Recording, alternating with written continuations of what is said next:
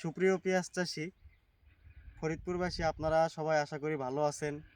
আমরাও ভালো আছি। প্রথমে আমি আমার পরিচয় দিই।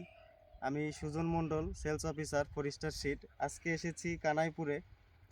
কানাইপুরে আমার এক কাকার জমি দেখতে। তিনি ডাবল ক্রস 100 চাষ করেছেন।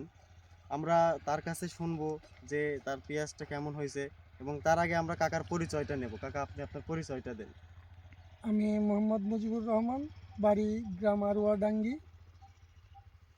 ইউনিয়ন কানাইপুর, ফরিদপুর সদর। জি। তা কাকা, আপনি এটা কি জাতের পেঁয়াজ লাগাইছেন?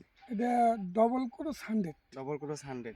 কাকা, এটা আপনার এই যে মাঠে আরো যে ক্ষেত আছে, তার ভিতরে এইটা কি কোনো পার্থক্য আছে কাকা? এইটা আমার এই জমিটা দেখার জন্য অনেকেই আশেপাশে জমি যাদের আছে জি। তারা প্রত্যেকেই আমার এই জমিটা দেখতো, এসে বলতো যে এই জমিতে আশেপাশে যত জমি আছে সব জমির চেয়ে ভালো ভালো একটা ভালো গাছ একটা ছিল, গাছ বা ছিল। পেঁয়াজও এখন হ্যাঁ, এটা পেঁয়াজ ছিল। এখন কুড়ায় কেবল নামতেছে।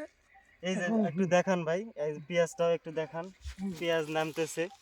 হ্যাঁ, ওই যে ওই সামনে দেখেন, এই যে এই যে এদিকে, এই যে হ্যাঁ, দেখেন, এই যে পেঁয়াজ কেবল নামতেছে। নামা শুরু কেবল হয়েছে নামা আর কি। শুরু করছে। বয়স কেবল, বয়স মাত্র 60 দিন। হ্যাঁ, হ্যাঁ, তো কাকার মতামত আমরা যা বুঝলাম, আশেপাশে থেকে, দূর হ্যাঁ, দূরান্ত হ্যাঁ, থেকে লোকজন এসে এই ক্ষেতটা এই দেখছে ক্ষেতটা যে দেখছি, এত সুন্দর ক্ষেত হয়েছিল। এত সুন্দর ক্ষেত।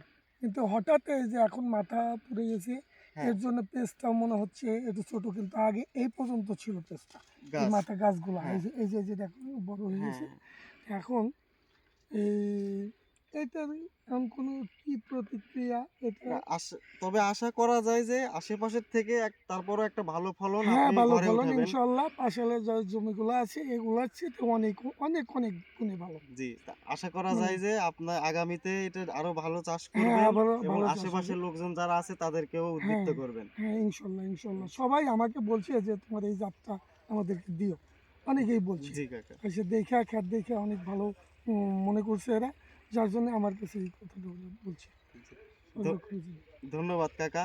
আসলে ফরিদপুর যে শুধু পাটের জন্যই বিখ্যাত এটা বলা যাবে না, পেঁয়াজের জন্য বিখ্যাত। তা আমরা মাঠে আসলে বুঝতে পারি, পুরো মাঠ শুধু পেঁয়াজ আর পেঁয়াজ।